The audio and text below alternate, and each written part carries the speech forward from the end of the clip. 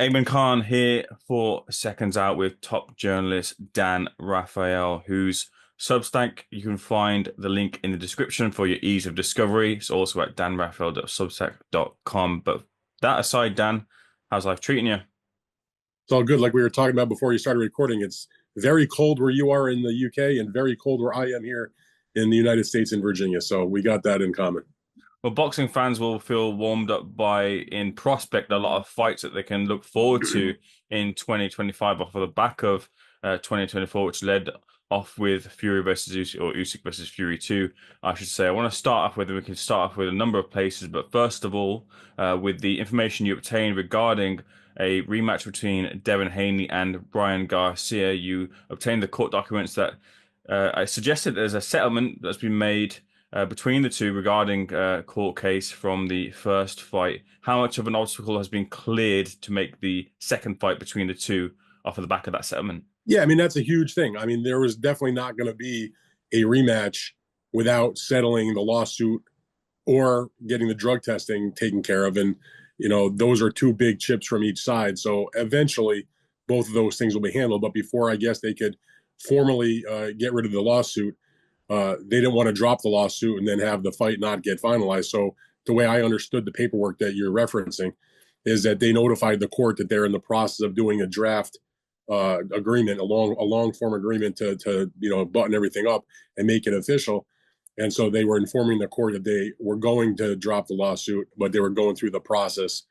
So in other words, they were not going to continue new things related to the lawsuit while this contract part of it was being taken care of. And my understanding is that once that is all formally squared away and they've got the long form contract and they've dealt with the matters that whatever they're dealing with, including the drug testing, that they will then formally, get rid of drop the lawsuit and there'll be drug testing and they'll have the fight. Now, of course, the fight between the two of them, the rematch won't be until October, but that the plan is that they're going to have these interim bouts in probably in May that will take place in the United States, with the rematch supposed to take place in Riyadh, which I guess if, in October, my understanding is it will be the first event to sort of kick off this year's Riyadh season, sort of like Bivol Better Biev, the first fight kicked off the 2024 Riyadh season. And of course, Tyson Fury against Francis Ngannou kicked off the previous 2022 Riyadh season. So they're what's the old saying? They're making the sausage right now, but it's going to get done.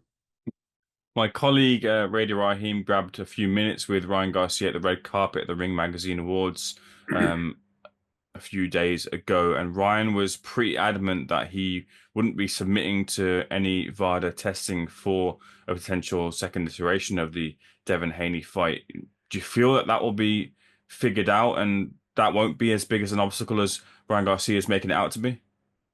Ryan Garcia also was adamant that he didn't have any PEDs in his system or didn't use PEDs, and he's adamant that he hasn't done a lot of things. In the end, this fight, in my opinion, based on the folks involved that I've talked to, other than Ryan Garcia, there isn't going to be a rematch if their drug testing is not handled. And if you're Devin Haney and his team, and frankly, if you're the promoters, if you're Turkey Al Sheikh and you are the people involved, if you're Golden Boy, whoever your person is, absolutely, there should be drug testing. I think there should be VADA testing for every big time fight. I mean, I'd love to see it for all the small fights too, but I understand the limitations of the financial aspect of it. But there's zero reason for a fight of this magnitude there shouldn't be, stringent drug testing. Look, Devin Haney did something that most boxers never do. I mean, I can only think of Nonito Donaire previous, where he, at his own expense, having nothing to do with this particular situation, signed up a few weeks ago for 24-hour a day, 7 days a week, 365 days a year drug testing with VADA, a program that will take him from the time he signed up for it through early January of next year. So even when he's out of the ring and not preparing for a fight, I mean, he's still under the possibility of being drug tested. So in terms of Ryan Garcia, who's the one that failed multiple drug tests, of course he's going to have to test for the fight, and he's going to have to probably do it Devin Haney's way, or the lawsuit's not going to get dropped. The bottom line is, if Ryan is a clean athlete, there is no reason why he shouldn't be signing up for VADA. VADA is the gold standard in boxing drug testing. I have covered drug testing for a freaking long time. There's no doubt about it that it's the organization, and they do their job. They test and they provide the results. They don't adjudicate the results. They're not the ones that hand out a punishment if there's a failure, but they do their thing. They test for everything. Certain levels, obviously, the more you pay, the bigger of a screening you're going to have. And they report the results, and they do it fairly. And I've covered them for a long, long time. So his smoke screen of like, well, I don't want to do VADA testing is just a bunch of bullshit. That's what he's going to wind up doing, or there probably isn't going to be a fight. Moving on to another big fight in prospect in the form of Canelo versus Terence Crawford. Look, is there a weight category, a catch weight that doesn't lean too heavily in favor of either fighter here? I see a lot of conversation surrounding like now coming out saying, well, Canelo, he's quite a small super middleweight and such. It won't be too much of a big leap for Terence Crawford. But if this is going the way that it seems to be going, these two will meet this year. Is there a way that is there a weight where this kind of evens out between the two that can be made for a great battle between the both? But I think number one, I think you're right.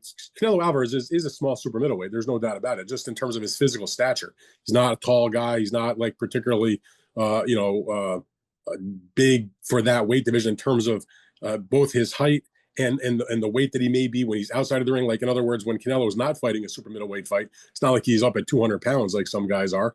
He puts on normal weight, but he's a smaller fighter in that weight division. I mean, this is a guy that started his career in the 140-pound division. Thereabouts, and obviously became a champion at 154 and continually moved up. And I think if you stood them next to each other, Terence Crawford's probably just about the same size, just in terms of his physical dimensions as Canelo Alvarez is. And so I don't think that Canelo is looking to do a catch weight. I think he's like, if you want to fight me, if you want to challenge me for my world championships, my unified title, my position, then you come to my weight class. And I think that Terence Crawford is such a competitor and so confident in himself and has never been a guy that's like looking for some unfair edge in that sense, or been what people like to call a weight bully or anything like that in his previous fights at lightweight, junior welterweight, etc., that I don't think he'll have too much of a problem with that. And if he chooses to come into a fight like that where he's not at the full 168, not a big deal. He could fight Canelo, let Canelo weigh his 167, 168, whatever he would be officially, and maybe Crawford comes in 165, 164, not out of the realm. I mean, I covered back in the day when Manny Pacquiao fought Antonio Margarito for the junior middleweight belt. Yes, they had a weight limitation of a catch weight on the fight at 150 pounds, I believe it was, but it was on the weigh-in day was Manny Pacquiao weighing in like 144 pounds. He didn't need to go all the way up to 150, and he still kicked Margarito's rear end. And so I think there'll be a lot of people that say, based on the way that Terence Crawford has looked and how he destroyed Errol Spence and just his competitive spirit, and the fact that I don't think people look at Terence Crawford as being any kind of like a shot fighter, even though he's a little older, that whatever the fight's going to be is going to be, but it's not going to be in an artificial manner where there's a catch weight. I don't think. I mean, maybe they'll end up negotiating a catch weight, but it feels like it's a 168 fight, and whatever they weigh, as long as it's under or at 168. Speaking of Errol Spence, I do wonder if there's any more of a fighter that has a question mark over their career right now for the back of the Spence Fedora fight not going ahead, and the way that the fight went between him and Crawford, and of course the car crash and the detached retina as well too. We haven't seen Errol Spence in the ring since. What is your take off of the back of this fight with Fedora now not materializing? Well, I think number one, I'm not surprised. I mean, I had reported a week or so ago that they were looking at March 29th for the fight. And I was even when I wrote about it, I was skeptical about it just because promoters, in this particular case, PBC and TGB, no promoters like to do two pay-per-views in the same month because it means your customers, have two charges on their billing cycle, whether it's a cable bill or a credit card bill or what have you. And so because they already have the Gervonta Davis Lamont Roach fight on March 1, it seems sort of surprising that they would do another pay-per-view on March 29th. But nonetheless, that was what they were talking about. So the way I understand it is, even though the Errol Spence fight between Fedora won't take place on March 29th, and that there's the good possibility that Fedora will fight on a non-pay-per-view fight on that date, I am told it is not out of the realm that they could find, if Fedora comes through that fight, still go forward after that later in the year and do him against Errol Spence. We'll see.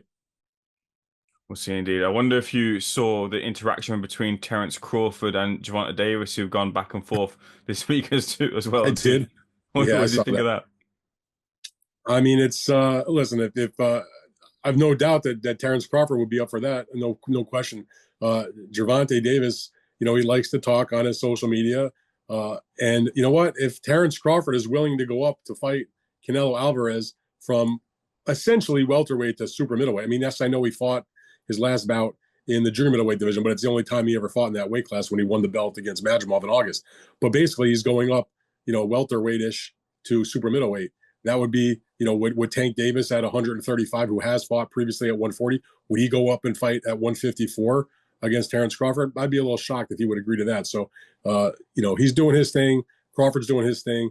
It's all fun and games. They can yap all they want with each other on social media, but the fact is, the chance of them actually fighting each other, I feel like, are infinitesimally almost zero. Very, very small. I mean, I have no doubt that Crawford would do the fight. I'd be a little shocked if Gervonta actually took that opportunity.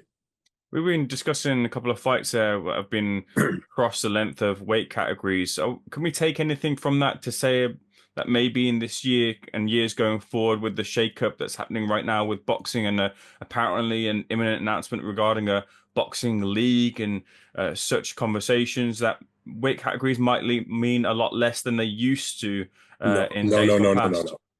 Absolutely not. Weight classes are created for a reason. There will always be weight classes in boxing. Athletic commissions won't allow fights where there's a huge disparity.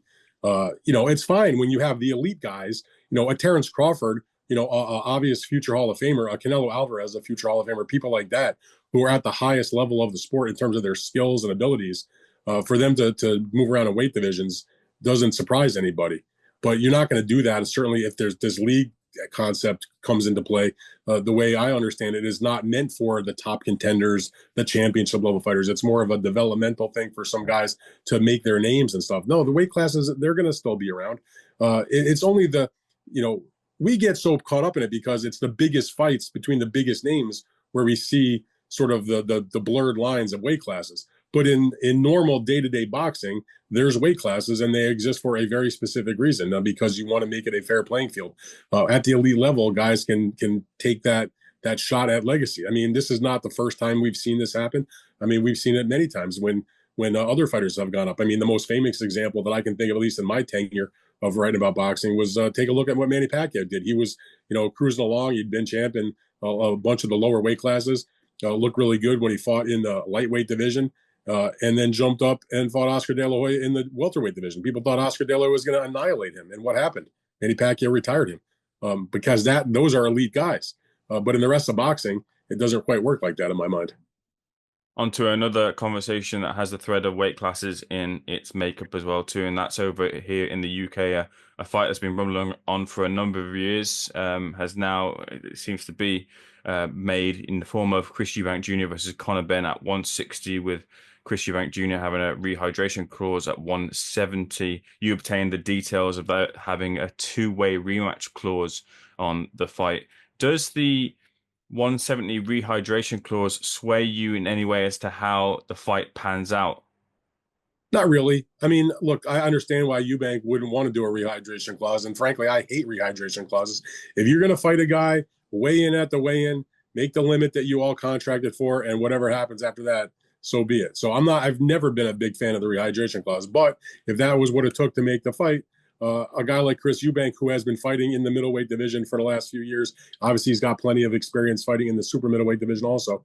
But I don't think, you look at Chris Eubank and see this guy who's a big super middleweight, like, he understands the drill. I mean, it's, he'll be able to put on up to 10 pounds after the weigh-in. And remember that when they do the weight check on the morning of the fight, it'll most likely be early in the morning, 7 o'clock, 8 o'clock, 9 o'clock in the morning. The fight itself won't be probably for another like 14 hours, 15, 16 hours later. So if he's that uncomfortable having stayed at, the lower weight after the official weigh-in, he'll still have time to, drink his fluids, have a meal, whatever, and put the weight on. So, it's fun to talk about. It makes for interesting back and forth when they're making deals. But in terms of this particular fight, I don't see the rehydration clause as being that big of a deal. Conor is a smaller guy, no doubt about it. Been fighting his whole career pretty much as a welterweight. Did have his last two fights that were here in the United States that were a little bit over the limit into the junior middleweight division. But you know what? At the end of the day, they're going to fight. It's going to be a big fight, and the weight rehydration situation, I don't think is going to come into play at all. I just wonder when the fight was first mooted about, and Chris Eubank Jr., of course, had to drain himself to make the weight, and did indeed post the video of himself making weight as well too. I did kind of talk about I remember when it first dropped, the risk on Benn's side to come up to the weight, having been fighting at welterweight, and of course he's had that American adventure at 154. But should boxing fans not be discussing the risk on Conor Benn's side to be fighting someone who's going to be weighing at 170 himself? I mean, listen, when the fight actually takes place, first of all, Conor has had, like I said, his last fight specifically was, I believe he was 153 and change for the fight, so just about the junior middleweight limit. Hmm. And Eubank has been fighting a number of his recent fights in the 160-pound weight class. When they did the first fight contract that before it got canceled because of Benn's failed drug test, that was a 157-pound catch weight. So now, yes, Eubank may be a little irritated because he only has a 170 rehydration for the next morning, but he does have 3 extra pounds on the official weight check, which to me is actually more important because that's what you strive to make throughout your entire training camp. And Conor has at the very least gotten 2 fights under his belt where he's been a little bit heavier. So, yes, they're a little bit apart in terms of the weight, but I don't think it's that big of a deal. I just don't. Over here in the UK, it might have been a much bigger deal had we heard this the first time round, but it is on multiple occasions that we've heard Tyson Fury decide to hang up the gloves. Boxing fans, I guess, and myself would like to take it on face value, but putting that aside for the moment, I just wanted to ask you, I did see Carl Froch's reaction, and he suggested that maybe Tyson Fury was struggling to deal with the 2 defeats to Alexander Usyk. Do you feel that that might play a factor into why Tyson Fury's decided on this occasion again to hang up the gloves? I mean, it makes sense. Carl, as a former fighter himself, has that kind of insight. He understands. It's not, Carl Froch had to deal with, having lost in his career. So I get that. I don't claim to, have insight into, it's not like Tyson Fury called me up and told me why he was retiring, but we have seen him do this on a number of occasions. Now, the difference, as you mentioned, that's different from this retirement than all the other ones that he's done is that he wasn't coming off of not only 1 loss, but now 2 losses where he announced a retirement. So I can understand, he's emotional. He's always worn his heart on his sleeve. That's sort of always been his personality. He says what he thinks at the time. And, again, I don't want to say that he was lying and saying, doing it like 100%, like knowing like I'm just going to, try to fraud the people and tell them I'm retired, but I'll be back in the future. So if you take him at his word and he says, I'm retired, generally, and not just with Tyson Fury, but with most boxers, when they announce a retirement, I tend to believe them and also do so with the realization and the very keen understanding that they're human beings and oftentimes they change their mind like anybody. And so if Tyson Fury says he's retired, that's fine. But I also know that he's unretired, on a multiple of other occasions. He's not a shot fighter in my mind. He's still really good. He can still make a ton of money. He still has a fan base. People still turn out for his fights. There are still at least 1 mega fight that we all want to see with him and Anthony Joshua, which is still, it's not what it was. It's not what it should have been, but it's not totally past its sell by day. It's getting there. It's starting to smell maybe a little bad, but it's not rotten just yet. So I still think that we can see that fight. That Joshua wants to fight. And even though it won't be for the world title, it won't be for pound implications. It's not going to be, some thing that's going to have a huge mark maybe on their all-time legacies, if you will, because they've kind of we already know where they stand. But for the sake of the era, for Britain and for them and for their fans, they can still make a massive event, still do a big pay-per-view, still make a ton of money. And, let's get it on one more time. I mean, we already saw when it was worthwhile, like Wilder and Joshua go down the drain. Now I know Turkey has been talking about maybe reviving that, if he can't get Joshua and Fury made. But even now, I mean, trying to put together Wilder and Joshua again. I mean, who gives a shit at this point? Fury and Joshua, I think there's still a lot of people that would give a shit. So, let's focus on that. If Fury, when he comes out of retirement, I hope we see that fight. I'm one of those people that, I respect Tyson Fury's decision. If that's what he says, fine. But I think we're going to see him back in the ring like we've seen all the other times. I have 2 final questions, and they're threads off of what you just said there. And first of all, if we were taking Tyson Fury's retirement on face value, I saw you on Twitter mention a number of heavyweights that you would have ranked, and it wasn't a complete list, but a number of heavyweights you would have ranked ahead of Tyson Fury. But what would you say would be Tyson Fury's legacy in the game if that was the final time we saw him in the ring? Listen, he had a great career. I mean, he did a lot of great things. He beat some good opponents, some top-level opponents. He was in, for my money, one of the great heavyweight trilogies of all time with the heavyweight championship against Deontay Wilder. The third fight is, to me anyway, and I was ringside for fights like Klitschko, Joshua, and Lennox Lewis against Vitaly Klitschko and plenty of other heavyweight fights. To me, that's the best heavyweight title fight I have ever covered. And so he'll have that legacy. He made a lot of fans. He made a ton of money. And for about 5-6 years, he was the best heavyweight in the world. He has a big win, although a terrible fight, but a legitimate win, dethroning Vladimir Klitschko, who had been the champion and the number one fighter in the weight class for a decade. So when you take into account the fact that he did dethrone a great fighter like Vladimir Klitschko, and he had that run that he went on, and that he had the trilogy that was great against Deontay Wilder, and on top of that, you look at the things he overcame in his personal life, whether it was the drugs and alcohol or dealing with his mental health issues, being suicidal, blowing up in weight and getting himself together, not only where he could actually come back to boxing, but come back to boxing and be the number one guy in the heavyweight division. So you got to respect what he's done. He's going to be a Hall of Famer. There's no doubt about that. So when I put out my ratings, it's not like I'm not knocking him. Boxing is a long, great history of great fighters. So to say that Tyson Fury doesn't rank in the top 10 or 15 of the heavyweights, that's not an insult. The fact that I think you can still find a place for him somewhere in that, top 15-ish, top 20, to me, that's still a hell of a career when you consider all the great fighters that have been through the heavyweight division and been champions. I mean, he had an outstanding career, controversial at times for sure, but certainly he won't be forgotten because of all the things he did do. And lastly, you mentioned there, and I'll use the words as brutal as you were, who gives a shit about Deontay Wilder and Anthony Joshua. We did discuss this actually, myself and my colleague Danny Flexen on our Seconds Out Live, and I kind of thought, like, look, in the midst of things, sure, it doesn't have the value that it once had and should have had and should have been made, sure, but it would still be an entertaining heavyweight affair between the two. Would you feel that way if it crept upon you on fight night, that there would be that interest in the boxing match themselves to see it, but like you were saying, doesn't hold the value it should have had? I mean, I'm a boxing degenerate, so of course I will watch it, but I'm over it, man. I mean, it takes a lot to really get me to not want to see a fight. I just don't care about Deontay Wilder, Anthony Joshua at this point. And I actually don't even think it would be that good of a fight, because if you take a look at the recent Deontay Wilder fights, they've been not good fights. The Joseph Parker fight was terrible. The Zhang fight, he didn't do anything, but until he got knocked out, he just has he just doesn't throw any punches, and the opponents don't necessarily throw a lot of punches either because they are so scared of what might be coming back to them. You know what I mean? Yeah, I had a call coming in on the phone, so sorry about that. No worries. Was that the fullness of your answer? Yeah, no, just that, I think that that even if the fight were to happen at this stage of their careers, the result would be like whatever. It's still, we'll always think about what should have been. And that's depressing, because if you go back to roughly 2019-ish, 5-6 years ago, they were both undefeated. Deontay was the WBC champion. Anthony Joshua was at the top of his game. He had unified 3 of the titles. It would have been for the undisputed title. It would have been 2 undefeated guys. It was America versus Britain. It would have filled up wherever they decided to make the fight, whether it was in the UK or in the United States, wherever, or some other place in the world. And it would have been a gargantuan, massive fight between what people expected in the match, the personalities that they had outside the ring and building up the fight. And that's never going to happen. It's long, long gone.